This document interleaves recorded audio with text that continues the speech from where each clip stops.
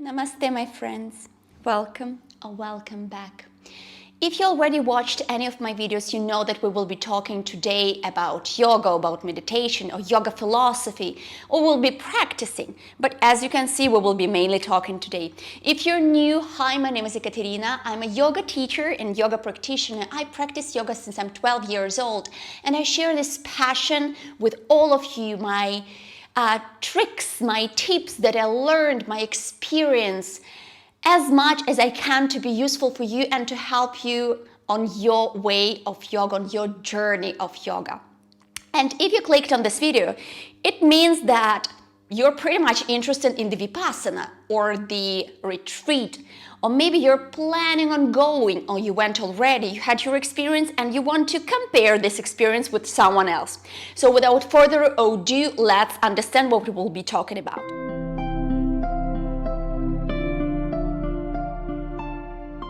So, I did a month ago the Vipassana based on Goenka method of 10 days, so 10 days of silence in Switzerland, in the French part. That's the only one that we have this in Switzerland, but actually the Goenka meditation, as far as you know, it's everywhere in the world. It's free. So if you're interested going there, I'm pretty sure this video will be extremely useful. But let's already do the spoiler, and already you can see from the title, my experience was extremely negative. It was really, I would say, horrible. I would never consider going there.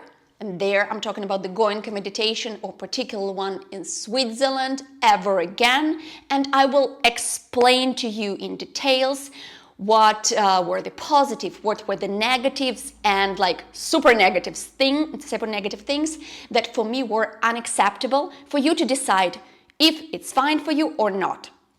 The small disclaimer: if anyway you're planning on going and you feel like you need to go, I will make another video where I will share with you all of the things that helped me in my Vipassana and all of the things that I lacked, that I was missing, that could have helped me and could have prepared me better for me to have a better experience, more profound understanding, more profound meditation. So wait just a bit. I'm pretty sure one of the next videos will be all about that.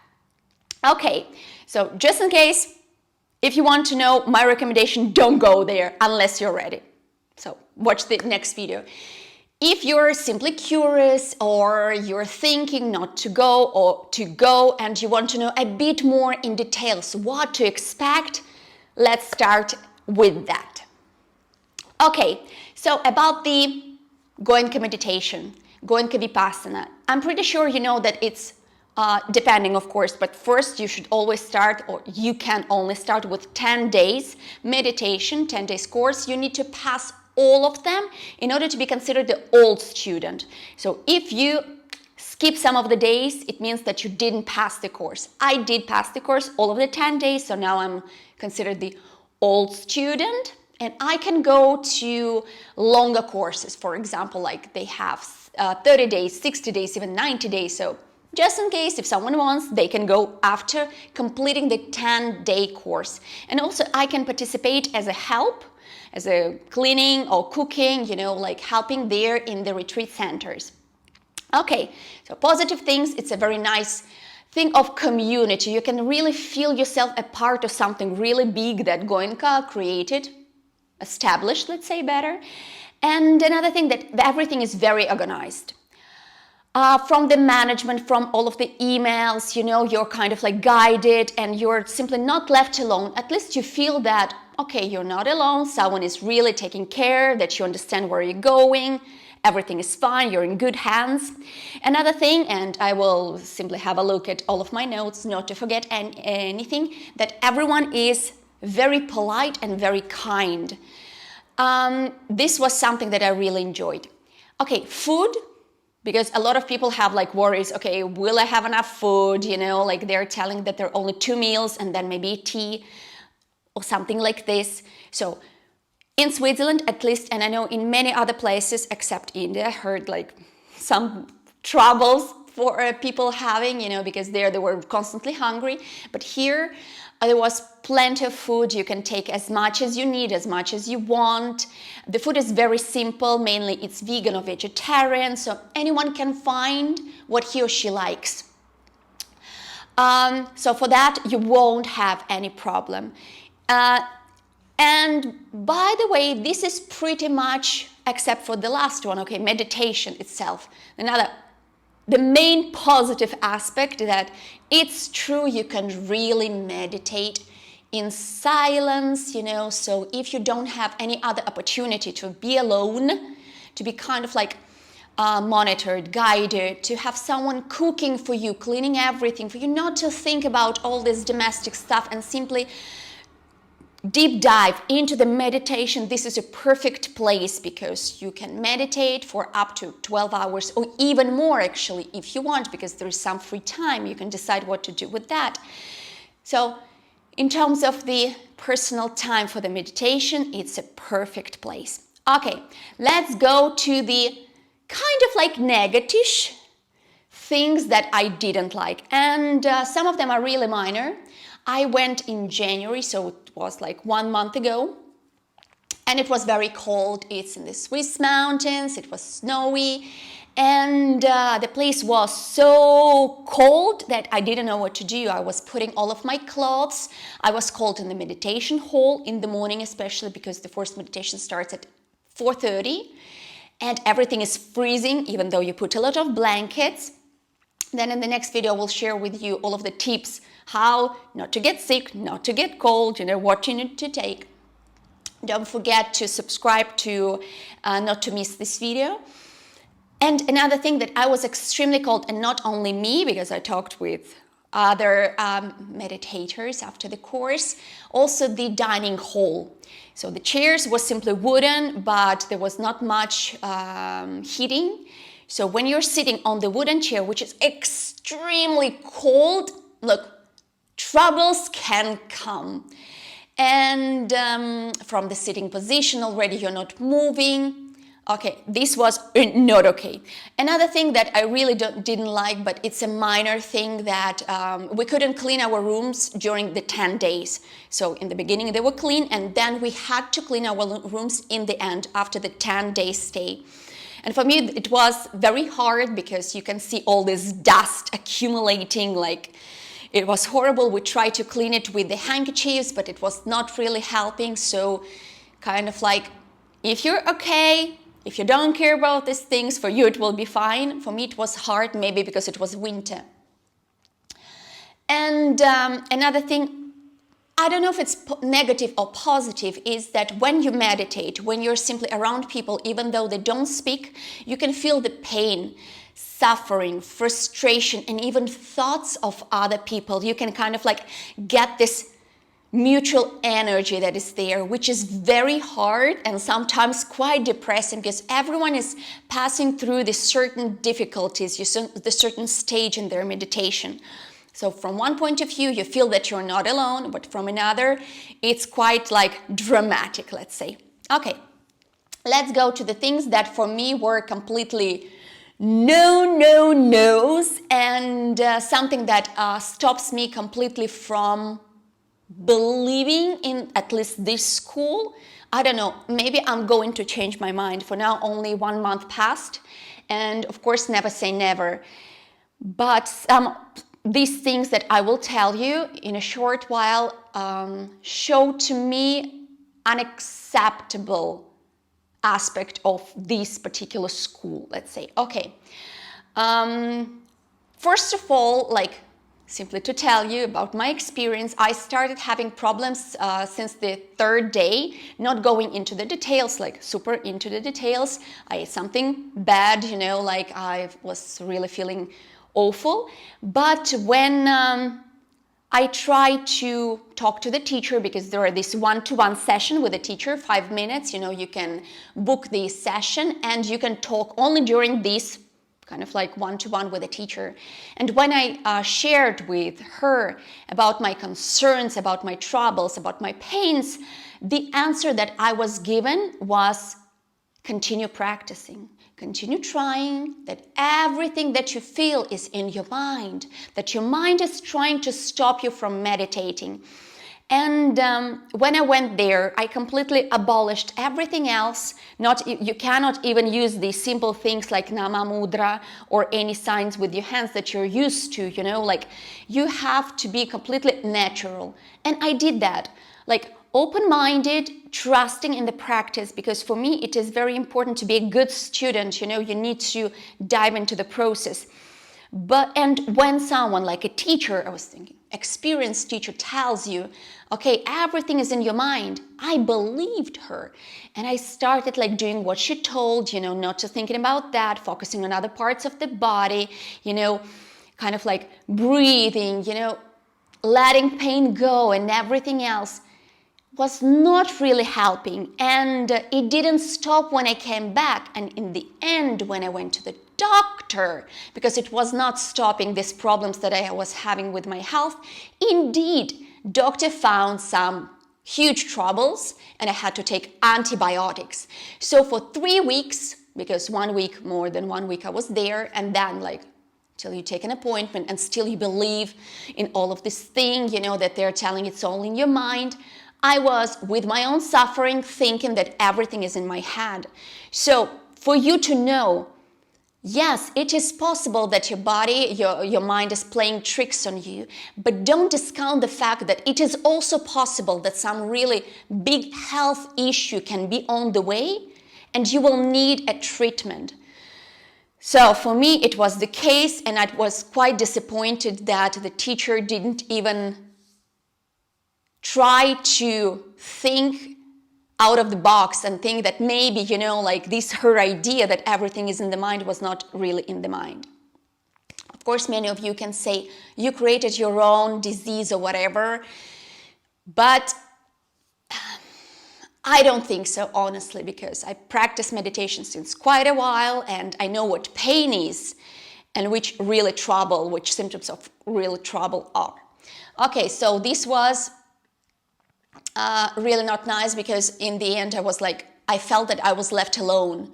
So the only reference point, which is the teacher at this time, is not really helping. And I had appointments with her after the 3rd day, kind of like every day, simply telling how I was going. She was asking and I was like, nothing is changing. She's like, continue trying. And you're like, what's the point of these one-to-one meetings? I'm sorry, like simply wasting my time, because continue trying, I can say to myself. Okay, just small thought about that as well. When I talked to other students, after the course, they told me the same thing. So they had troubles also with health, many. And the teacher was telling exactly the same thing. Continue meditating, continue practicing, continue trying. So one size fits all, for me, didn't work, at least for me. Okay, another one, which is no, is that they are very categorical and imposing. So one of the last days, teacher, knowing that I'm a yoga teacher, and she asked me whether I practice meditation, whether I teach meditation. And I told her, yes, indeed, I incorporate some of the meditation techniques. And just right now, I'm starting to be a meditation teacher, licensed one, enrolled at the very big, very long course. But she told me, now that you strongly believe in this technique, which I was frustrated about because I didn't believe in the technique, for me it didn't work. Even though I was meditating for 10 hours, she told, now you can practice only that meditation. You can teach only this method. You should abolish everything else, because you cannot actually dig a hole for the well. If you're digging in many places, you should choose one and dig the hole only there, which is amazing example, fantastic. Yeah, I understand that. But for me, this is not what Buddha was teaching. I'm very, very sorry. Take any book. The Buddha was always telling that in order to become enlightened, you don't need to go in the forest and meditate for the rest of your life. Even the household members, like women that are taking care of kids, that are washing the dishes, if they're mindful in what they're doing, if they incorporate meditation in their everyday life, they can achieve enlightenment.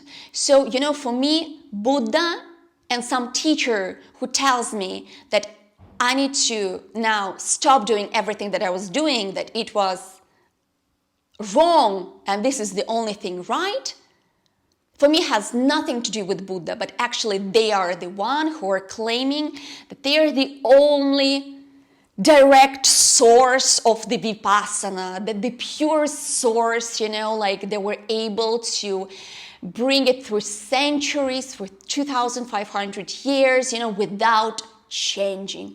Yeah, no. Okay, this for me, no go. I don't know how about you, please leave a comment if you would feel the same or different hearing something like that from the Vipassana teacher. Okay, and the last, which is like completely no, is the free Vipassana. So, as most probably you know, which is very even tempting, Goenka Vipassana all around the world is free. They're telling that your Vipassana practice, your Vipassana experience was paid by the previous practitioners, previous meditators, and you are paying for the future ones.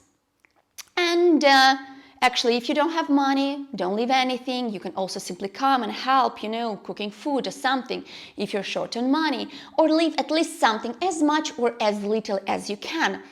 And this is what is written, and this is what everyone kind of like first believes, but at least my experience, and of course I'm talking about the Swiss, the Dharma Sumero Meditation Center. I cannot say about all of them.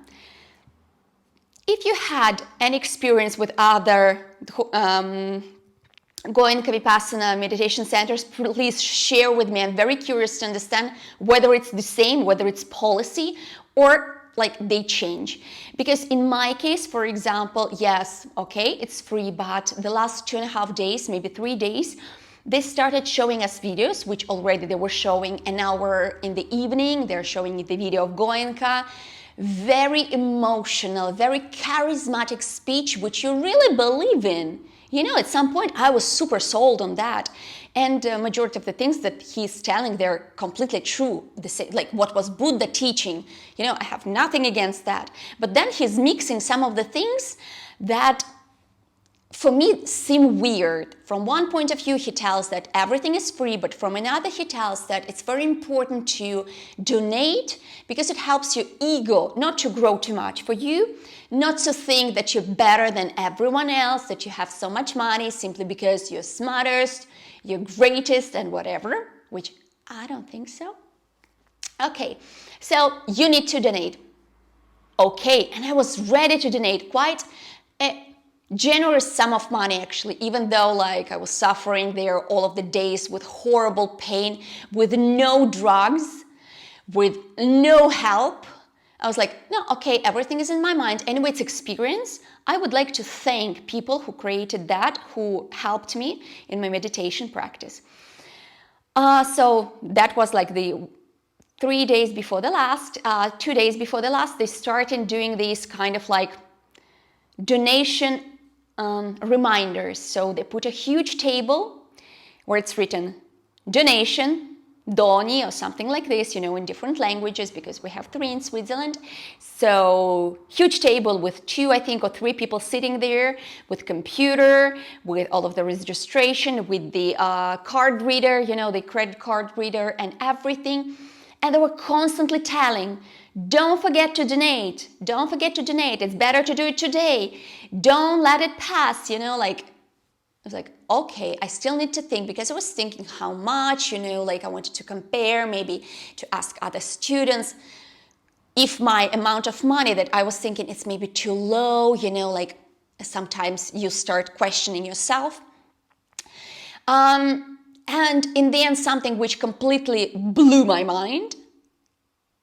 And I really stopped kind of like even questioning whether it's too few or whether it's too much. It's when I think Goenka or the manager there, they have their policy and they were reading it, and they were telling that, Goenka himself was telling exactly that in one of the last videos, and also the manager.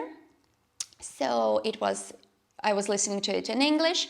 They were telling that if you don't donate at all, first of all, your ego will grow, and this will stop you on your advancement, on the meditation path, on the path of enlightenment. Okay. And all of this 10 days experience will be completely useless for you. You will have zero value. Wow. And then, if you donate too few, you won't have much value as well, from this course. So kind of like the more you donate, the bigger is the value. So kind of like the more you donate, and Goenka himself, he made this allegory, like as a joke, of course, but in the end, this is what I felt. So the more you donate, the bigger the gate to the paradise, bigger and bigger and bigger, the better meditation you are. So it was told so many times that all of this experience, even though for me it was very hard, became almost meaningless. I really felt that I was like being sold something I had to pay. It doesn't matter whether I want or not, kind of like you were almost forced, squeeze this money out. That was an awful experience for me. I came back home without paying because there is a chance you can pay actually from home. They give you the bank coordinates and everything, because I wanted to take some time in order to reflect and think, because there you feel such pressure of paying. So just in case, don't take much money, because immediately you will feel like giving all of your money to them. But first, with a calm mind, think what really it gave to you, and then decide how much. And of course, if you want to donate a lot, please be my guest, do whatever you need. Okay. Another thing that for me it was a bit let's say weird. And let me have a look here. Okay.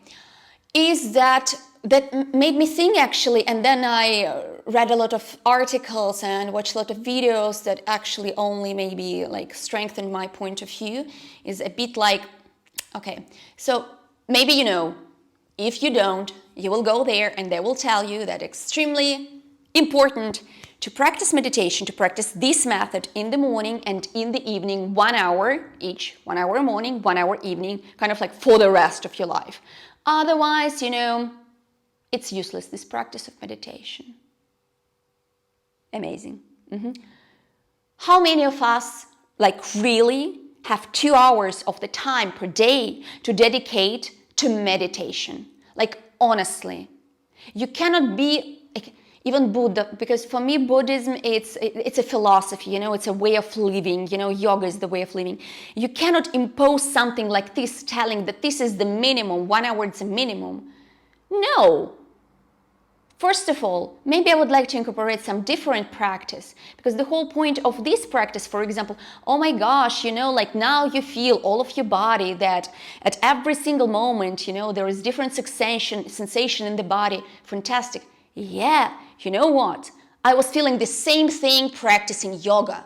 I was feeling the same thing practicing different type of meditation, anapanasati, the Buddha meditation as well. So it's not one size fits all. It's not there is one way to meditate in order to become enlightened. So for me, this crazy brainwashing was completely unacceptable, and them imposing that also you need once per year to go to any of their retreat centers in the world, at least for 10 days, and then it's extremely important, crucial for you to go there to help, to cook and to clean. If I feel like it, I will go there. If I feel like meditating, I will do that. But you cannot put the limits. It becomes like a slavery. It becomes a brainwashing. I know people who do that. Good for them if it brings them good. For me, it's a no-go. So, okay, let's see if there is something else that I wanted to tell you about. I think this is pretty much it, the main aspect. I don't want to make this video too long. If you have any questions, please ask me. I wished I'd watched something like this where they're telling about the possibilities, what you can experience, what you can feel, what you need to be prepared for. And as I told you, I will make another video where kind of like how to prepare for the Vipassana, because I'm not telling you should never go there. I'm telling you can go there, knowing what it is, knowing how you can feel, what you need to be simply prepared for what is coming. I was not. I was going there, even though I was thinking I was prepared, completely clueless. And the overall experience is that now, unfortunately, already 1 month passed. I'm not the only one. I don't meditate almost. I have this horrible aversion against meditation. And I'm sorry to say that, because meditation is my life. I was meditating before this Vipassana for 1 hour per day, and it was filling my life with joy, with harmony, with peace, and it was amazing. And I couldn't live without that. Now, I cannot force myself to meditate, and I know that I simply need my mind, need my body, time to rest, because my body and my mind, they don't trust me anymore as I let it pass through quite some suffering. So very slowly, I'm trying to feel myself when I can, like 5 minutes, 10 minutes, 10, 20, 40, I'm not that regular yet. I'm trying to go back to where I was. But for me, for example, this Vipassana, Goenka Vipassana in Switzerland that I did, completely ruined my willingness to meditate. And this is one of the most negative, I would say, aspects of this meditation. I cannot say I regret. It was experience. It was experience that I needed. But I regret not being ready, and I regret not finding someone to tell me that this is possible, that I'm not alone. Not everything is in my mind, even though it's a bit possible. And kind of like, I understand you, I got you, you're doing great. So if you ever been to Goenka Vipassana meditation, if you had different experience, I'm very happy for you. And I'm telling once again, it's my experience. It's my first Vipassana, and to be truthful, so I'm not trying to tell here I've been to 100. It's my first. It's not my last for sure. I will go to other Vipassana. I will share with you my experience. I don't think I will go to Goenka meditation ever, but who knows. So thank you so much for watching. I hope that it was useful. And if you have any questions, please write them down. Put the thumbs up if you like this video. If you don't like, put the thumbs down, just in case. Or simply write down, what you didn't like. It's my point of view. It's my experience of 10 days keeping silence and trying to follow all of the rules that they put. Well, I succeeded because I passed 10 days, but it was not easy. Thank you once again, and I wish you to have an incredible, very fruitful and productive Vipassana experience in your life. And it doesn't matter if it is Goenka, if it's some other tradition, because meditation, it's almost the only thing that truly and very fast makes us understand who we are, and for us to meet with ourselves and get in contact with it. So wish you incredible, incredible Vipassana, fruitful and full of wisdom and peace and joy. Namaste.